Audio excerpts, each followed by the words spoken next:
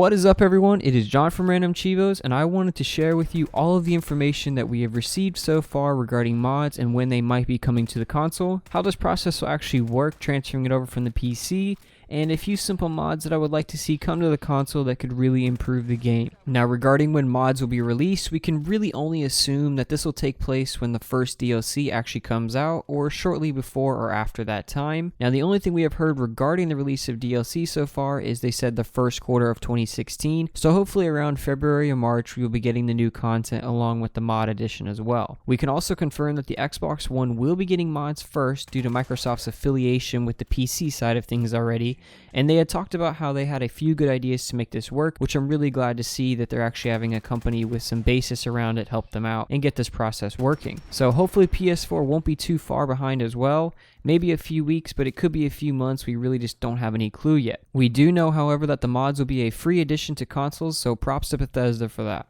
Now, when I had first heard about the release of mods on consoles, I was actually really excited, but I wasn't sure how this could be possible to implement something like this, since PC modding is a very complicated process. So I did some research online, and I found out that they are going to implement the same concept as DLC would, just by making it downloadable as an add-on, and then you can choose from a list from there. Pete Hines from Bethesda said, the idea is you go to play the game, there's a menu option, you click on it, and there's a bunch of stuff for you to download. And you click on the stuff that you want, and you start playing a game with these new mods. So we want it to be a really streamlined, fun experience. So after hearing this, I can't really ask for much more. A simple process to download the mods of your choice and then implement them straight into the game. And Todd Howard also talked about how you would create a separate save file of your game and use the new save for mods in case the save were to ever corrupt or break, which is a really good idea since I have already had 2 save file corruptions without any mods added at all on my Xbox One. Now, the process for creating mods is still mostly going to be entirely up to the community. Bethesda wants to interfere as little as possible and let everyone use their imaginations for this game. They will also be releasing the creation kit hopefully around the DLC time for PC players to start creating the mods that they like and then submit them for review on consoles. Howard stated regarding this process that the plan is to go through Bethesda.net, but outside of things that we would normally take down, we take down things on Steam Workshop if it's got things that are illegal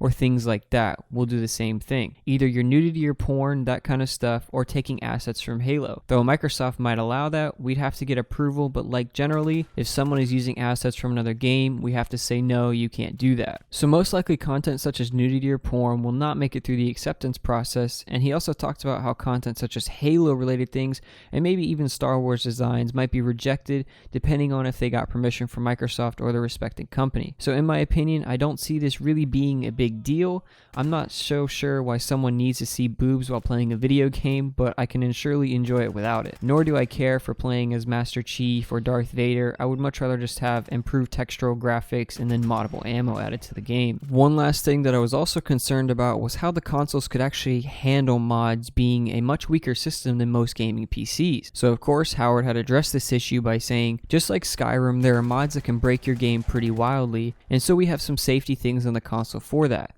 But at the same time, we are going to let people break their game. I'm sure this is probably a part of the process where Microsoft got involved, and I'm really glad that they did. However, letting us break our game, I'm not real sure if that means you can overload your game with mods and content, or just basically do whatever you want until the game freezes. Not sure, but it won't really bother me either way. I'm definitely more on the basic sides of mod additions. So to end this video, I wanted to include some ideas and mods that I think will be perfect and aren't really game breaking. Now, most of these have already been created by PC modders, which should make it simple for the transfer over to the console environment. Something that really needs to be implemented is the ability to craft ammo such as mini nukes and all of the different calibers for the guns. I know Bethesda will patch the dogmeat duplication glitch soon, so ammo is going to become a big deal, and being able to craft it would be fantastic, basically. And something that I haven't seen yet will be a button to be able to reset your perks charts list in case you want to redo how your character performs.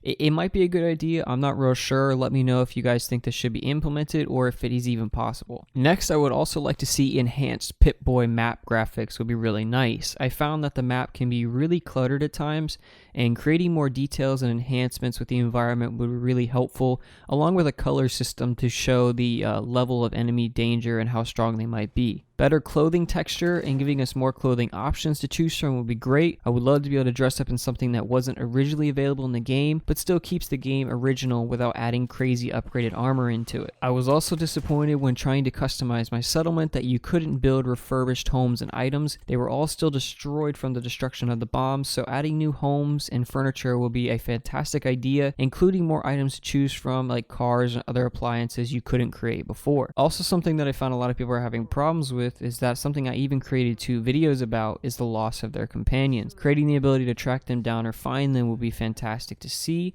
Just adding it into a feature such as like a new mission will be the easiest way to locate them on the map. And then lastly will be the seasonal textures and improved graphics around the wasteland. I would love to be able to just run around in snow or perhaps trees with actual leaves on them now. So just the little things like this can really improve a game graphically. Well, those are all my ideas on mods for consoles that aren't really game breaking and I feel could help improve the game for upcoming DLC and further storylines. I hope you guys found this video helpful and might have answered any questions you had regarding DLC and mods, and I will surely be keeping you updated on information when we hear more. So thanks for watching, and as always, have a wonderful day.